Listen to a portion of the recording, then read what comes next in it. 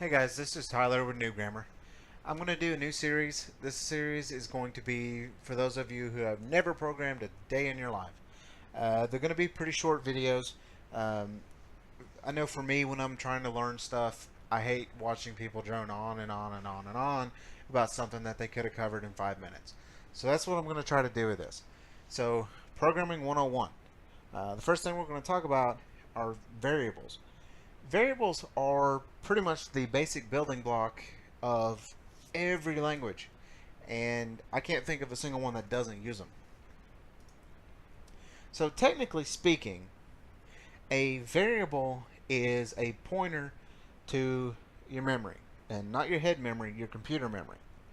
So in the old school languages, the lower level languages like C++ and C and assembly, you actually have to manually allocate memory, and then when you're done with it, you have to remember to manually deallocate the memory, or else you're going to wind up with memory leaks, and after about 10 minutes your app is going to crash, and then your computer might crash because you filled up your memory. In the newer languages, the more modern languages like Java and C Sharp and JavaScript and all that jazz, and there's a bunch of them, but I'm using the ones that I'm most familiar with. uh, there's something called garbage collection, which will handle all of that low level stuff for you so you don't have to worry about it.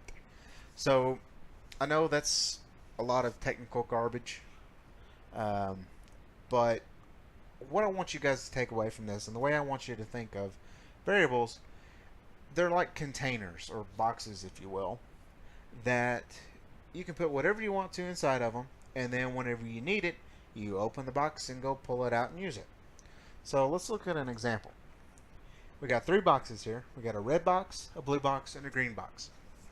And then we've got numbers stored in each of them in this case. So let's say, hey computer, what's the sum of blue box and red box? So the computer is going to go to the blue box, pull out that number, so 30. It's going to go to red box, pull out that number, so 20, and then add them together, so you get 50. Now, like I said, variables are everywhere. Here's just three very basic examples, and again, these are some of the languages that I'm more familiar with. So we got the command line, or batch scripting. We've got C Sharp, and then we got JavaScript. Now, if you notice, the implementation and the syntax around all of this, they're pretty different in each of these languages. Now, the reason why I'm showing you this is because one of the things I want you to think about through this whole series is that what matters is the concept. How it's implemented, that's useless. You don't need to know that.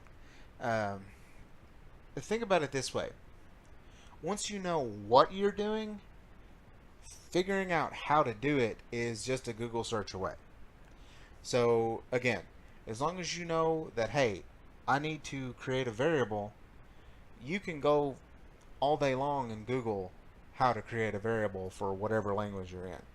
So just think about that and keep that in the back of your head, because that's what's going to matter, not the implementation.